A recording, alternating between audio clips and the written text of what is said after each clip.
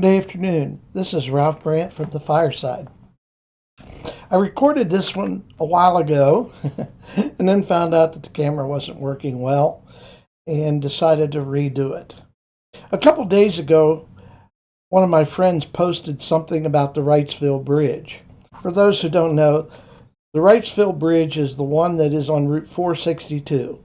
Back some years ago, it carried the Route 30 traffic from Wrightsille to Columbia, and of course from Columbia to Wrightsille.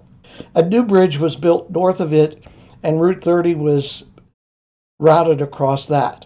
The bridge was changed to Route 462. But that bridge that was built in 1930 is not the first bridge to cross at Wrightsille. As a matter of fact, something I just read tells me that it was the fifth bridge. Now, I know of at least one before that, and there are actually two that I have evidence of. One of those was built in around 1830 and was burned by Union forces during the Civil War, June the 28th, 1863. Now, you'll find there's a lot of dates that I don't know, but every once in a while I look one up because I want to be precise. June the 28th, 1863, was a few days before the Battle of Gettysburg, which was July 2nd and 3rd, I believe. Confederate troops, rebel troops, whatever you want to call them, had come north of the Mason-Dixon line and west of the Susquehanna. At that point, the bridge was burned because it looked like they were going to try to move to Philadelphia. This was really done to prevent them moving into Lancaster County and then beyond. I'm sure that they could have gotten troops across, but getting a large army across a 1.25 mile wide river that's deep enough you can't wade it is a problem. So burning the bridge did, at the worst, delay them significantly. And of course, 4 days later, the battle was joined at Gettysburg, and Lee left Gettysburg with a very badly beaten up army. That bridge was burned. But if you travel on Route 30, going across the bridge that's currently there, and look south towards the 1930 bridge on 462, you will see a pretty solid row of stone columns that have vegetation on the top of them. If you look carefully, you'll also see a couple of columns here and there that are definitely those from a previous bridge. They're generally shorter, more weathered, but that area has some interesting history. The bridge that was there in 1863 was a footbridge and a railroad bridge. Actually had railroad rails across it. It was a heavy-duty bridge.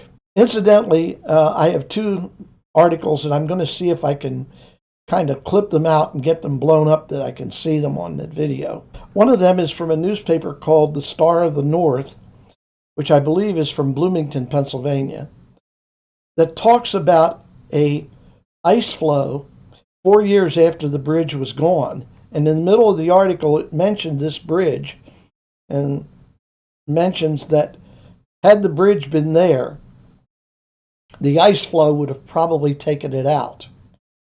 And that's not a lack of concern item, because an earlier bridge around Wrightsille survived less than a year because it was taken out by an ice flow. Ice flows on the Susquehanna have taken out more than a couple of bridges, and in fact one in my lifetime, the Walnut Street Bridge at Harrisburg, the western portion of it, several spans were taken out by an ice flow. If you go there now and look at City Island, you will see the few spans on the west side that are there and not see a couple of places where they're missing. The east side is still intact, but it is not capable of car traffic, and it's used as a pedestrian bridge. I can remember when the Walnut Street Bridge had a 5-cent toll to get across, and that was, I'm going to guess, about 1948 or 50. I was pretty small at the time, but I remember us going to the farm show and coming back and having to pay toll to cross the bridge. The foundations for the toll booth are still there, pretty much weathered out, but they are still there. It's on the west side of the bridge. You had to pay getting off, going west. The Market Street Bridge, the current bridge there, at one time was tolled. Going back to Wrightsille, that area of the river had boats that came north at least to Washington Borough, and I believe further north than that. South of Washington Borough, there's a bridge that crosses that was built in the 60s that is very high. The area of the river is rocky, but there were locks that took you around the river there so that you could come further north. And there's some fantastic pictures of those that are still available, and the locks can be seen. There's a Susquehanna River hike or trail that you can do that you can see these. The Washington Borough point is the 40th parallel, and river captains used to set their navigation equipment by using that. If you know where you are exactly, you can set your equipment. I thought I'd just throw this in. There's a lot of history in this area that you can absorb if you're willing to just look around.